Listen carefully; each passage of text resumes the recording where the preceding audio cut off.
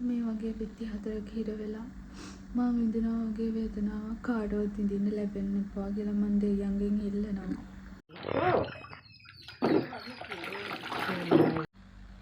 Hello කොහොමද ළමයි? ඉතින් හොඳින් ඉන්නවද හැමෝම? අද ඉතින් මේ විදිහට වීඩියෝ එකක් දාන්න හිතුණා. මොකද කලින් විදිහට නෙමෙයි මේ විදිහට වීඩියෝ එකක් දාන්නද හේතුවක් තියෙනවා.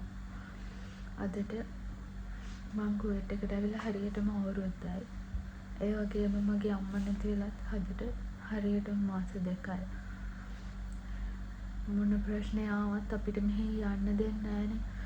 අන්තිම මොහොතේවත් මට අම්මව බලන්න මෙයාලා යන්න දුන්නේ නැහැ. කොච්චර කිව්වත් මං ගිහින් සතියකින් එන්නම් මට ගිහින් එන්න ටිකට් එක දාලා දෙන්න කියලා කිව්වත් එයාලා ටිකට් එකවත් දාලා දුන්නේ නැහැ. මං කොහරි ඔයාලා ටිකට් එක දාලා දෙන්න නැත්නම් කමන්නේ මම ටිකට් එක දාගෙන යන්න. මට අන්තිම පාරටවත් අම්මා බලන්න අවස්ථාවක් හදලා දෙන්න කියලා. ඒත් මෙයාලා ඒකවත් කරලා දුන්නේ නැහැ. ඉතින් මං ඔයාලට කියන්නේ රට එන්න කලින් දෙපාරක් හිතන්න. මං කලින් වීඩියෝ එකක් කිව්වනේ මම රට ආපු ගමනේ ඉගෙන ගත්තේ ගොඩාක් දරා ගැනීම කියලා. ඒ කතාව ඇත්ත. මොකද මේ ආපු ගමනේ ගොඩාක් දේවල් ඉගෙන ගත්තා. ගොඩක් පාඩම් ඉගෙන ගත්තා ජීවිතේට.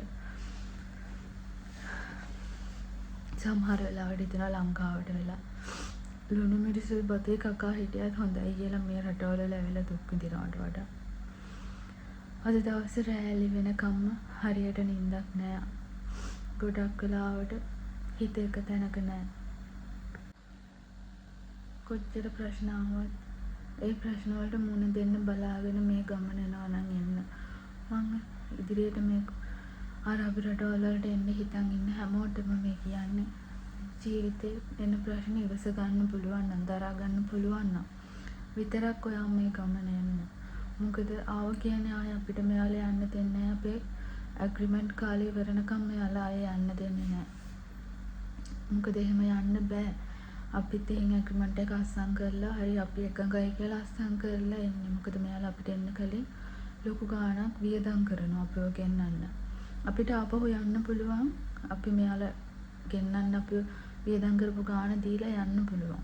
අපිට එහෙම සල්ලි දෙන්න තියෙනවා නම් අපි එන්නේ නෑනේ. ඒකනේ ඇත්ත කතාව.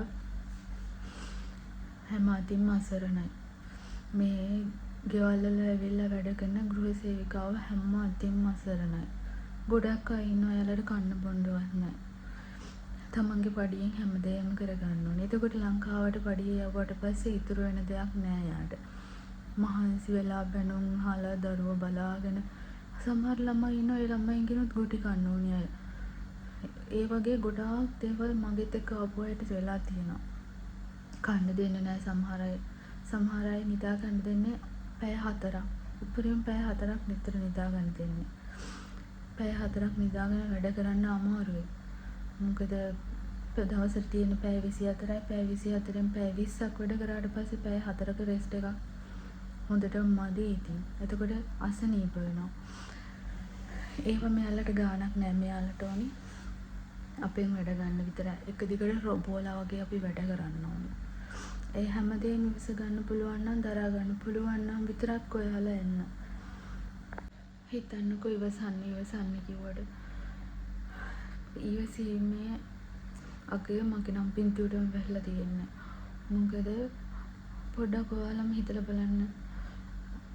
තමන් ලංකාවෙන් එනකොට හොඳට හිටපු තමන්ගේ අම්මා ඇවිල්ලා මාස 10ක් යද්දී හිතා ගන්නවත් නැති විදිහට අපිව දාලා ගියපුවාම කොහොම වේදනාවක් හිතට දැනෙයිද කියලා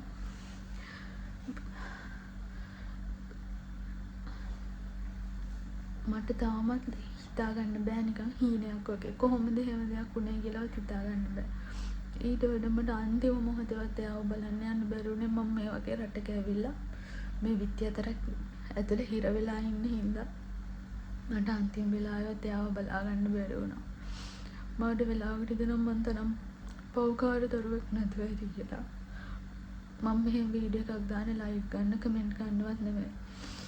මගේ හිතේ තියෙන වේදනාව මට කියන්න කෙනෙක් නැහැ. මොකද මෙතන මම විතරයි වැඩට ඉන්නේ. මගේ භාෂාව මෙයාලට තේරෙන්නේ නැහැ. අනික එයාලට අපේ දුක අපේ වේදනාව වැඩක් නැහැ. එයාලට ඒ වලින් කිසිම වැඩක් නැහැ. එයාලට ඕනේ අපේ වැඩ කරගන්න විතරයි.